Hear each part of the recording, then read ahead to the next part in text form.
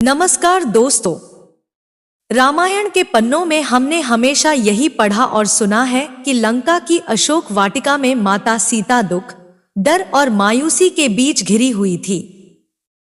वहां चारों तरफ भयानक राक्षसियां थीं, जो उन्हें हर पल रावण के नाम से डराती और धमकाती रहती थी।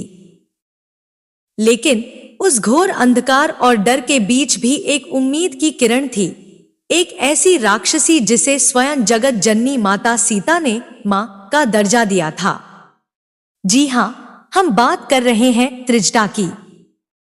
लेकिन जरा सोचिए, एक राक्षस कुल में जन्मी महिला जो रावण के आदेश पर वहां तैनात थी, आखिर वो कौन थी जिसे देवी सीता ने अपनी सगी मां जैसा सम्मान और प्रेम दिया?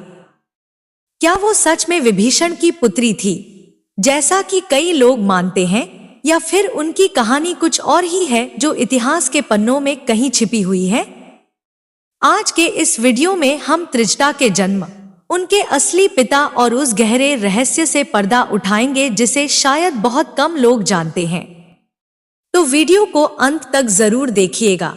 अशोक वाटिका का दृश्य बहुत ही भयावह था।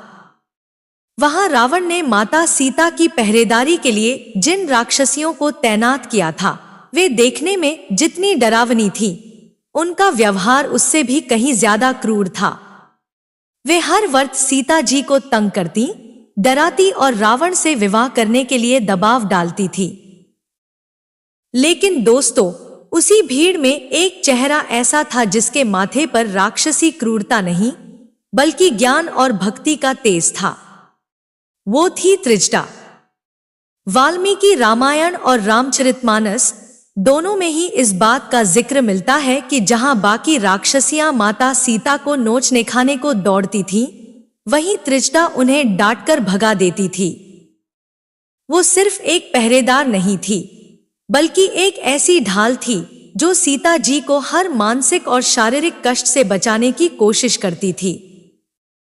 सवाल यह उठता है कि आखिर रावण जैसे अधर्मी की नगरी में, जहां पाप का बोलबाला था, वहां त्रिजटा जैसी धर्मपरायण और ममतामयी स्त्री आई कहां से? क्या वो सिर्फ एक साधारण राक्षसी थी, या उसका जुड़ाव किसी ऐसे व्यक्ति से था जो रामकाज में बहुत बड़ा योगदान देने वाला था? चलिए अब जानते हैं उनके असली कुल के बारे में।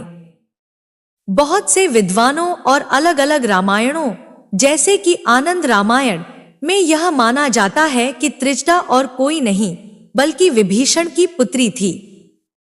जी हां, वही विभीषण जो रावण के भाई होकर भी राम भक्त थे।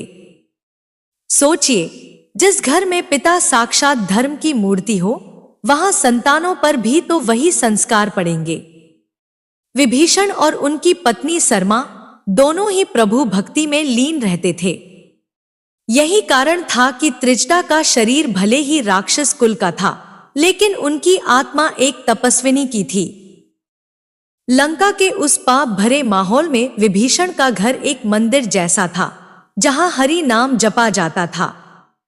त्रिजटा ने बचपन से ही अपने पिता से धर्म की बातें सीखी थी। उन्हें पता था कि रावण जो कर रहा है वो विनाश का कारण बनेगा। इसीलिए अशोक वाटिका में उनकी नियुक्ति भले ही रावण ने एक पहरेदार के रूप में की थी, लेकिन असल में वो वहां एक सेवक और भक्त बनकर माता सीता की रक्षा कर रही थी। जब एक रात माता सीता बहुत ज्यादा निराश हो गई थी और राक्षसियां उन्हें डराने में लगी थी, तभी त्रिजटा ने उन सबको डांटते हुए एक ऐसी बात कही जिससे सबकी रूह कांप गई।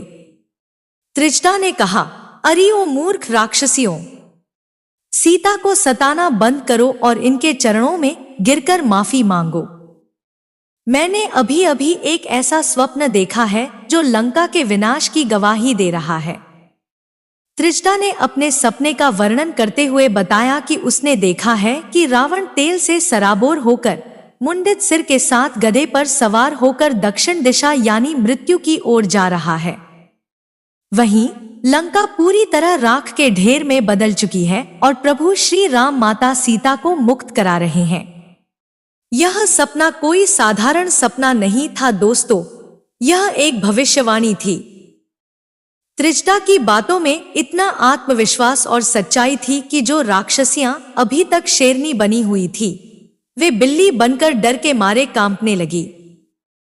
त्रिजटा ने उस वक्त न केवल सीता जी की रक्षा की, बल्कि उन्हें यह विश्वास भी दिलाया कि उनके प्रभु जल्द ही आने वाले हैं। अब आते हैं उस भावुक सवाल पर कि आखिर एक देवी ने राक्षसी को मां क्यों कहा।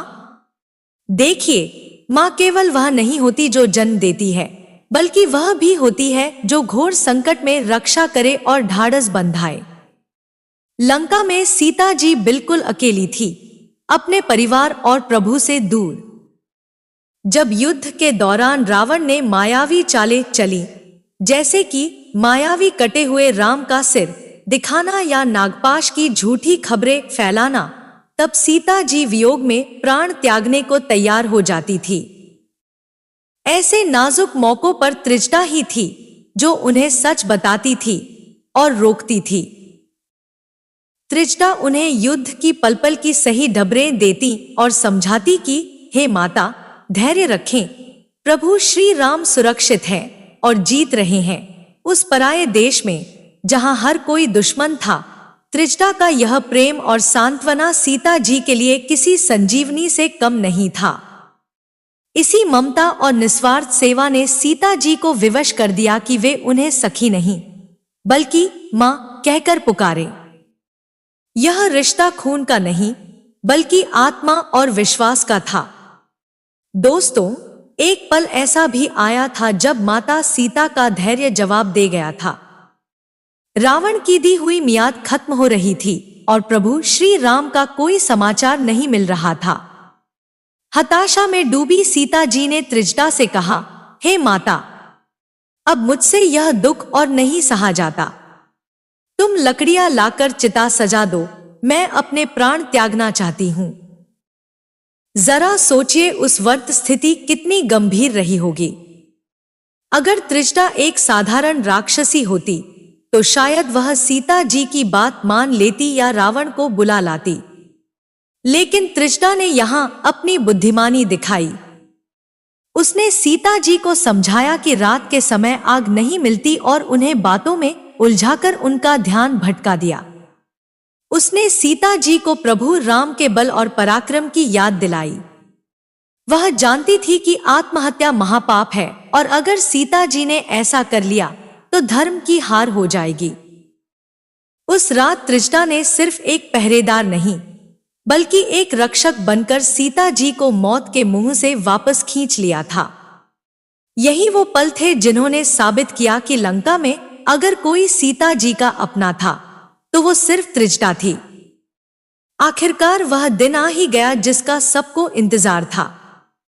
युद्ध समाप्त हुआ, रावण मारा गया और विभीषण लंका के राजा बने। जब माता सीता के अयोध्या वापस जाने की घड़ी आई तो खुशी के उस माहौल में भी उन्होंने अपनी उस लंका वाली मां को नहीं भुलाया। विदाई के समय सीता जी ने विशेष रूप से त्रिजटा को बुलाया।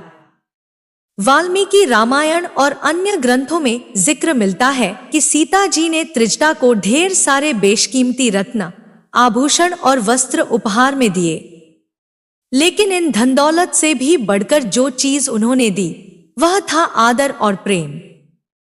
सीता जी ने भरी सभा में स्वीकार किया कि अगर त्रिजटा न होती तो शायद वो उस नरक में जीवित न बचती।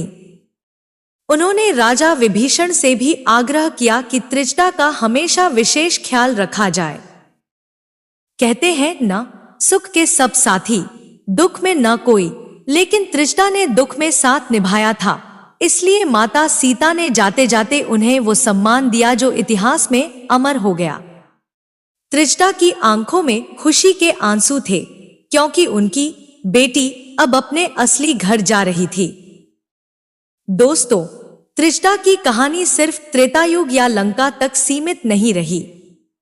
क्या आपको पता है कि आज भी कलयुग में एक राक्षसी की पूजा देवी की तरह की जाती है? जी हां, यह एक ऐसा रहस्य है जो बहुत कम लोग जानते हैं। धर्मनगरी काशी यानी वाराणसी में प्रसिद्ध काशी विश्वनाथ मंदिर के पास ही त्रिजटा का भी एक मंदिर स्थित है। मान्यता है कि जब माता सीता लंका से जा रही थी तो उन्होंने त्रिजटा की निस्वार्थ सेवा से खुश होकर उन्हें वरदान दिया था कि कलयुग में जो भी भक्त मेरी आराधना करेगा उसे तुम्हारी भी याद करनी होगी, तभी उसकी यात्रा सफल मानी जाएगी। कार्तिक मास में यहाँ विशेष पूजा होती है। सोचिए, एक राक्षसी कुल में जन्म लेने के बावजूद भगवान की सबसे प्रिय भक्त बन जाना और आज भी देवी के रूप में पूजा जाना, यह अपने आप में एक चमत्कार है। यह बात साबित करती है कि इंसान अपने कुल से नहीं बल्कि अपने कर्मों से महान बनता है। त्रिजटा का जीवन इसका सबसे बड़ा उदाहरण है। दोस्तों, त्रिजटा की कहानी हमें एक ऐसी सीख देती है जो आज के जमाने में बहुत जरूरी है। अक्सर हम अपनी गलतियों के लिए अपने आसपास के माहौल को दोष देते हैं। हम कहते हैं कि माहौल ही खराब था तो हम क्या करते। लेकिन त्रिजटा का चरित्र इस बहाने को पूरी तरह झूठा साबित करता है। जरा सोचिए, वो रावण की लंका में थी जहां चारों तरफ सिर्फ अधर्म, हिंसा और बुराई थी। वहां अच्छाई का दूर दूर तक नामो निशान नहीं था। फिर भी त्रिजटा ने अपनी अच्छाई और संस्कार नहीं छोड़े। वो लंका रूपी कीचड़ में खिले हुए उस कमल की तरह थी जिस पर गंदगी का कोई असर नहीं होता। एक तरफ शूर्पणखा थी जिसने युद्ध की आग भड़काई और अपने ही कुल का नाश करवाया, और दूसरी तरफ त्रिजटा थी जिसने सेवा और भक्ति का मार्ग चुना। दोनों एक ही कुल की थी, लेकिन उनकी सोच ने उन्हें अलग बना दिया।